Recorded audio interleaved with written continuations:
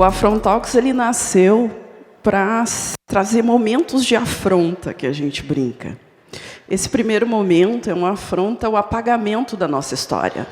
É a gente olhar e descobrir que tem referências negras em tudo que nos cerca. Só que elas são apropriadas ou a gente não consegue reconhecer isso. E aí, dando os créditos a quem tem que dar, foi Layara, que indicou Orungan para a gente, né? Porque eu nem imaginava. E aí, agora, a gente vai seguir com um momento de trazer referência mesmo. Né? Teve essa pessoa que conseguiu botar o nome de um orixá num esquadrão, mas nós temos pessoas todos os dias do nosso lado que fazem coisas incríveis. Né? E aí eu quero chamar a Kênia agora direitinho, para a gente conversar um pouco, entender essa trajetória toda. Bem-vinda, Kênia. Então, assim, eu queria começar entendendo como é que uma menina da Orfano, né, sai da comunidade, sai da vila e vira comissária. Como é que acontece isso? Primeiro, assim, não como tu vira comissária, mas como é que tu sonha em ser comissária? Porque a gente, na comunidade, a gente não consegue nem acessar, nem imaginar, nem sonhar com alguns espaços. E você foi. Me conta. Primeiramente, obrigada, pessoal, pelo espaço. Muito obrigada a todos que nos acompanham. Muito obrigada, Odabá, pelo apoio incansável nesse projeto. E respondendo a Onília, eu sonhava muito alto, realmente, sabe? Eu era uma criança muito sonhadora. Aquela lenda, né, da criança que olha para o céu, imagina as nuvens, vê desenho nas nuvens. Eu era realmente essa criança, de fato. Eu sempre fui muito apaixonada pelo céu, de todas as formas que ele pode ter, rosa, azul, carregado, com nuvem, sem nuvem. E quando eu era bem criança, eu morava no Partenon já, e a gente morava numa posição do morro que a gente conseguia ver o Morro das Antenas. Para quem conhece a região, vai mais ou menos imaginar onde fica. E eu lembro que eu imaginava que ali, atrás daquele morro, era São Paulo. Então, eu sempre fui muito assim, de imaginar as coisas. Quando eu tinha 16 anos, a minha mãe recebeu uma indenização no trabalho que ela tinha e a gente foi possibilitado de viajar de avião pela primeira vez. E foi aí que eu consegui ver este mesmo céu que eu era apaixonada do outro lado, que era algo que eu ainda não tinha imaginado. Então, olhar o céu de cima para baixo fez tudo mudar, assim. Quando eu vi pela primeira vez essa imagem, quando eu estive lá acima das nuvens pela primeira vez, eu entendi que aquele lugar era onde eu queria estar para sempre. E acabou se tornando uma ideia fixa na minha cabeça. Só que, como sempre, as pessoas costumavam dizer que eu não conseguiria, por diversos motivos, mas principalmente porque eu sou uma mulher negra. Eu era uma menina negra e era longe demais ir para aquele lugar e trabalhar naquele lugar. Então, quando eu fiz o curso, eu sim morava no orfanatório. Eu era auxiliar de serviços gerais e foi com o meu primeiro quilombo, né, como a Layara sempre nos fala, sempre compartilha conosco, foi com a força da minha família e com a força dos meus amigos, através de rifa, através de apoio familiar, de vaquinha, de muito, muito, muito penar, que é algo que hoje eu não quero mais que as pessoas pretas tenham que viver. Então, eu acho que essa minha história de vida, essa minha história pessoal, tem muito a ver com a Odabá. Porque a gente precisa acabar com essa crença de que é bonito passar trabalho para chegar onde a gente quer. Não é bonito. Não é legal. Eu não quero que as pessoas vivam o que eu vivi. Eu precisei vender 600 números de uma rifa para conseguir ir a São Paulo, fazer uma seleção de emprego para comissária de voo, e eu voltei sem nada nas mãos, porque eu não entrei na companhia aérea nessa vez. Eu precisei fazer 4 seleções para conseguir minha vaga. Então, foi muito trabalho, foi muito suor, foi muito sacrifício. Sabe, eu consegui a duras penas. E é interessante que no começo da minha carreira eu dizia assim: um dia eu vou escrever um livro, porque eu trabalhava na lavanderia de um hospital quando eu fiz o curso. E aí eu dizia que o nome do meu livro seria A Lavadeira que Voou o Mundo. E hoje eu olho para trás e eu penso: eu não quero mais contar essa história. Não faz nenhum sentido eu contar essa história. Eu tenho outras tantas histórias muito mais legais para contar. Sabe? A gente vive muita coisa boa para ficar toda hora só falando sobre como foi difícil, como foi ruim, como foi cruel, sabe?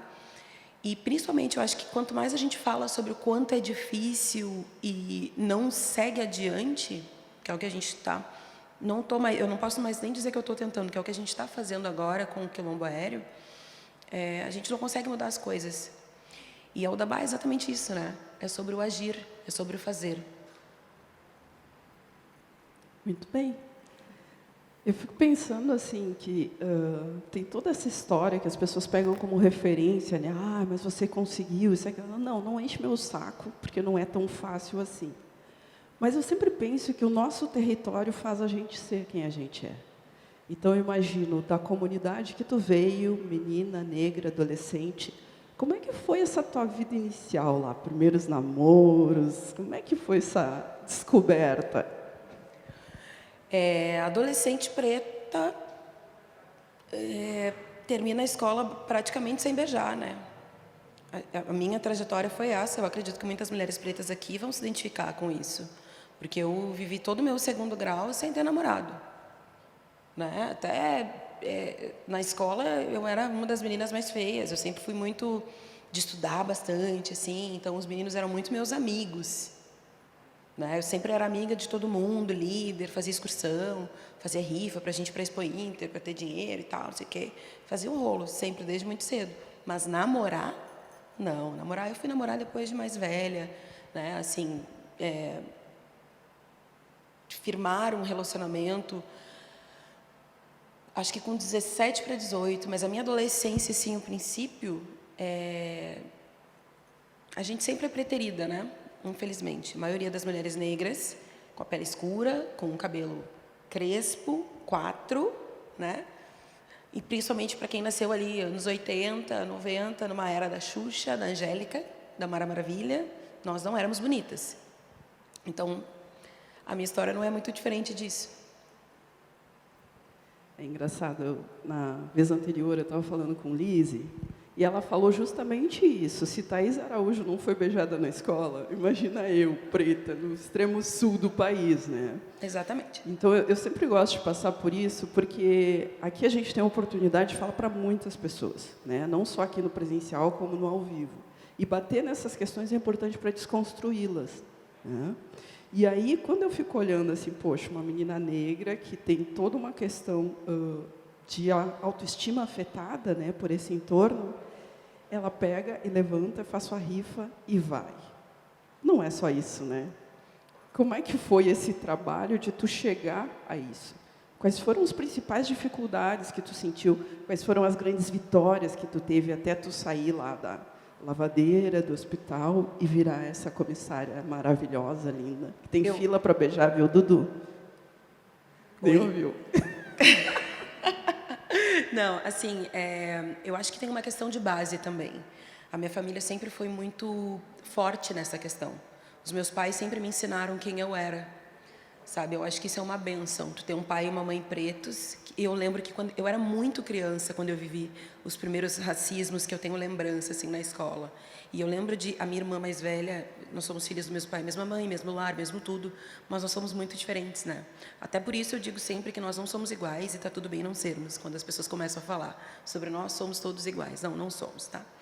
E eu tinha um incômodo com essa coisa de ser negra.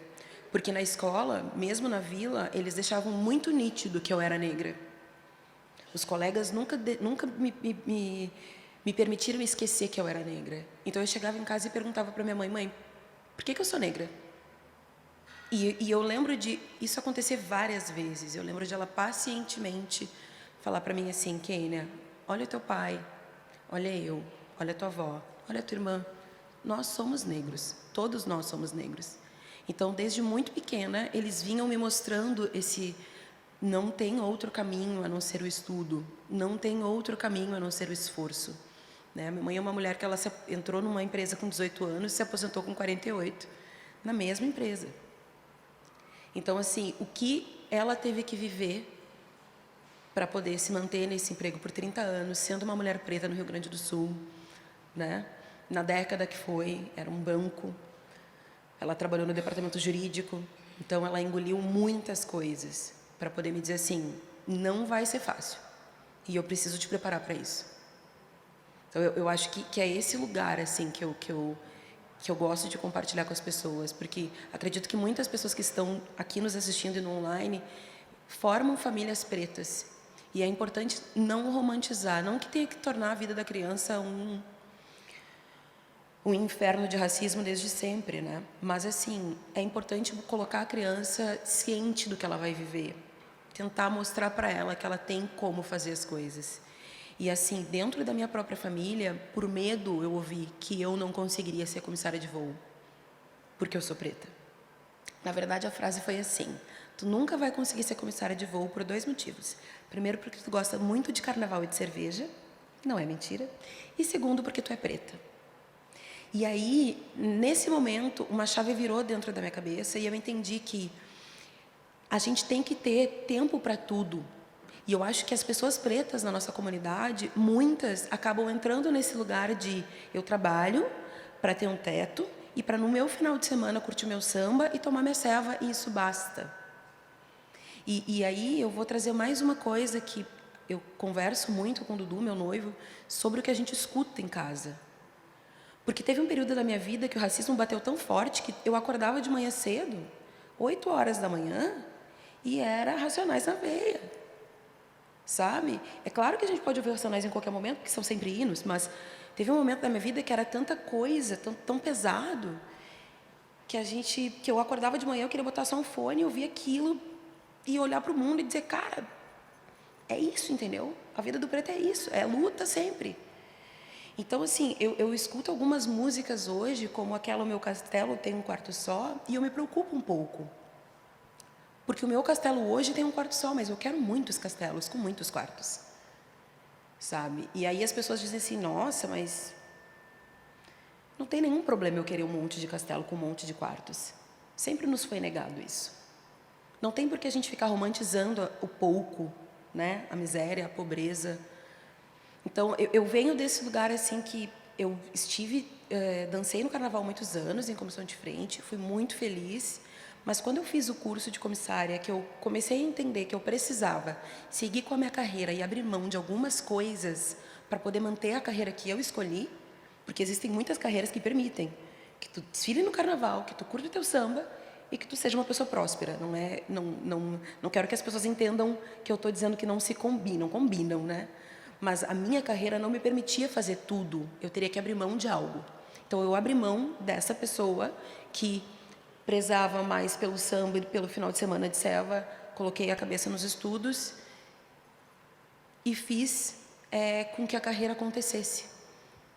Não foi um empecilho eu ter vivido anos de carnaval, né? Nunca vai ser. Nem a cerveja também não é um problema. Mas eu não posso me resumir a isso.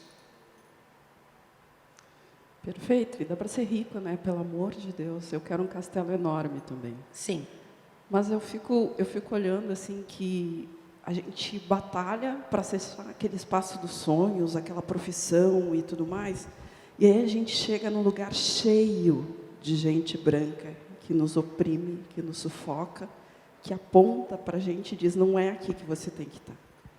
Então, como é que é fazer essa carreira nesse espaço da aviação que é extremamente racista? É racista com o próprio cliente, né? Nós, como pessoas negras, nós não somos atendidas como as pessoas brancas. Imagina para quem trabalha nisso. Então, quando você fala, minha mãe passou X anos e engoliu muitos sapos, hoje você engole alguns sapos ainda. Como que funciona isso? Houve uma transição daquela Quênia, né? Eu entrei na aviação em 2008 e de lá para cá eu fui mudando gradativamente conforme o racismo ia me batendo e conforme eu ia entendendo o que estava acontecendo comigo. Porque quando eu entrei acreditando na meritocracia total, full. Por mais que eu entendesse, porque com o meu tom de pele não existe dúvida sobre ser negro ou não. Mas a gente vai se descobrindo negro no meio do caminho. E muito cedo na aviação eu comecei a apanhar do racismo. Porque é um olhar que a gente sente, por mais que algumas pessoas não negras digam que tu está ficando louco, mas tem aquele olhar que é diferente. É um tratamento que é diferente. Quando eu me tornei chefe de cabine foi mais ou menos quando eu fiz transição capilar. Mais ou menos na mesma época. E aí, quando eu decidi assumir o meu cabelo crespo, eu comecei a notar uma diferença do tratamento das chefes de cabine brancas para as chefes de cabine negras, né?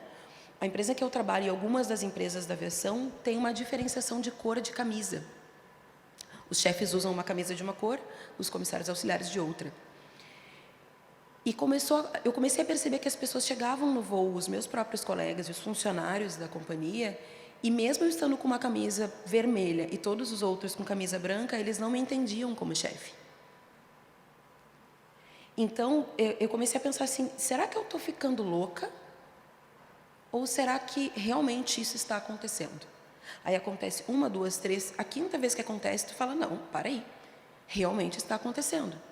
E quando eu comentava com as pessoas diziam, não, Kênia, tu está querendo confete, tu quer que as pessoas te chamem de chefe, né? E aí eu comecei a fazer terapia porque eu comecei a apanhar demais do racismo. Então, o primeiro foco inicial da minha terapia foi por causa do racismo a bordo. Porque tem passageiro que ri, aponta. Quando tu é o único negro de um lugar com 200 pessoas, é confortável fazer tu te sentir mal. É confortável porque tu é a única pessoa negra ali. Eles são o cliente pagante. Então, muitas coisas aconteceram. Eu comecei a fazer terapia por isso. E aí, quando eu comecei a entender, através da terapia, que não tem nenhum problema eu querer que me reconheçam como chefe, porque eu estudei para ser chefe, sabe? É a minha função. Eu não estou pedindo nada além. Eu sou chefe de cabine. Então, qual é o problema em eu esperar que as pessoas, quando venham para o meu voo, entendam quem é o chefe? Então, acontecem cenas assim, tá 5 pessoas alinhadas uma do lado da outra, eu no meio, e o comandante do voo faz assim, quem é o chefe? Ele pula a minha cabeça e continua olhando para os outros. Então, o que está acontecendo aqui? Eu adoeci em 2019, porque um passageiro não aceitou meu copo d'água. Então, nós estávamos no carrinho, no meio do serviço de bordo, eu oferecendo água, minha colega cobrando aos clientes. E eu ofereci água, o senhor aceita água? E ele continuou virando para frente. Eu estava de frente para ele. E ele continuou virado para frente. Eu perguntei de novo, o senhor gostaria de água? Era como se eu não existisse. E aí só é mal educado. Acontece muito, tá tudo bem. Quando a gente destravou o carrinho e começou a caminhar com o carrinho, ele virou todo o corpo para trás e pediu para minha colega que estava no outro lado, pode me ver uma água? E aí a minha ficha caiu. Então, são essas cenas que adoecem a gente. São várias cenas. Só que essa foi a cerejinha do bolo para mim. E naquele dia, eu cheguei no hotel aos prantos e eu decidi parar, porque eu não aguentava mais apanhar. Então, de 2008 a 2019, eu aguentei no osso. Em 2019, eu parei. E quando eu voltei a voar, eu voltei decidida a não mais voar. Foi quando eu conheci essas pessoas maravilhosas do Quilombo Aéreo, os meus colegas pretos, que começaram a descrever as mesmas coisas para mim. Eles também não eram reconhecidos como chefes, mesmo com a roupa diferente. Eles também viviam muito racismo a bordo. Então, o Quilombo Aéreo começou aí. Eu já tinha a página Voo Negro no Instagram, mas não com este viés. Nós não éramos ainda um coletivo. Quando eu voltei a voar, depois da minha licença por psiquiatria, por ter vivido muito racismo a bordo, aí nós nos encontramos graças aos orixás, né? E começamos esse trabalho incrível. Então, assim, é muita coisa. Foi muito pesado viver toda essa transição. Hoje eu já consigo falar sobre isso sem chorar um rio, né? Mas não é fácil, e o que eu tento fazer hoje é mostrar para as pessoas que isso existe, mostrar para as pessoas que nós existimos dentro dessa profissão, que é possível, mas que a gente precisa falar sobre isso, que a gente precisa agir nesse lugar. Porque a gente às vezes chega no avião e não tem nenhuma família preta voando. Muitas vezes não tem nenhuma família preta voando. Eu fico me perguntando o que acontece, né? E aí é que está isso que eu falei antes, assim. O que acontece é que muitas vezes nós somos ensinados que as férias têm de ser aqui, que o nosso dinheiro das férias ele tem de ser investido sempre no churrasco e na selva. E tu tem dinheiro, tu pode viajar, só que ninguém te falou que tu pode. o mesmo dinheiro que tu vai gastar nas férias aqui, tu pode gastar nas férias no Nordeste. Às vezes, é exatamente o mesmo valor do que ir até o litoral do Rio Grande do Sul e ir até o litoral da Bahia. Se for juntar uma família grande, a gente gasta o mesmo. Eu digo porque eu já vivi isso, de fazer, né, escolher onde a gente vai passar férias. É claro que agora a minha família tem benefício, né, de pagar um pouco menos na passagem. Mas eu acho que é isso, assim, sabe, Onília? A gente precisa parar para pensar sobre este lugar dentro do avião que nos é negado única e exclusivamente por causa do racismo. Perfeita. Eu acho que, assim, é muito legal ouvir tu falando, porque não é glamorizar a dor ou o sofrimento. É dolorido, ninguém deve passar por isso. Mas não estar sozinho é fundamental para resolver esse processo, né? E aí, assim, para a gente fechar a nossa conversa, eu queria que tu me falasse o que significou você ver essa turma, essa gurizada se formando aí no mês passado. Como é que foi isso para ti, pensando desde aquela menina lá da Orfano, que passou por tudo isso, e hoje é chefe de cabine, e hoje está com esse coletivo maravilhoso. Infelizmente, eu não pude comparecer lá. Mas como é que foi? Que sensação é essa? Compartilha com a gente. É agora que vem o choro. Então, olhar para eles é olhar para mim. E eu falo isso sempre para eles. Eu tive a oportunidade de dar aula para eles e eu me vejo muito neles. Porque a única diferença de nós é que eu não tinha uma pessoa que pudesse me mostrar, olha, vai doer. Vai ser maravilhoso, mas vai doer. Quando eu olho para eles, eu penso assim, isso não pode mais parar. A gente não pode mais permitir que ninguém diga para as nossas crianças pretas que o céu é um limite, porque o céu não é. Para ninguém.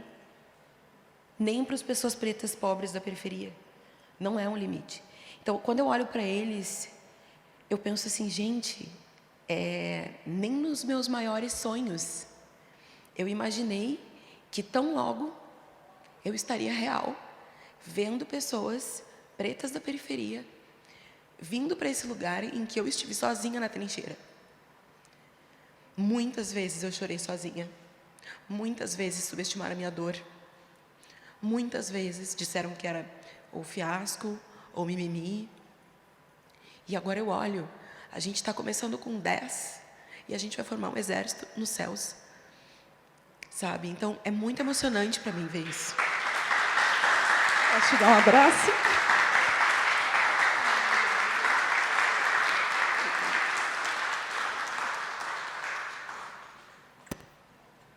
Eu que agradeço ter podido participar desse coletivo com vocês aí. E agora vamos incomodar o restante do pessoal para contar essa experiência aí com a gente. Obrigada, Kênia. Por favor.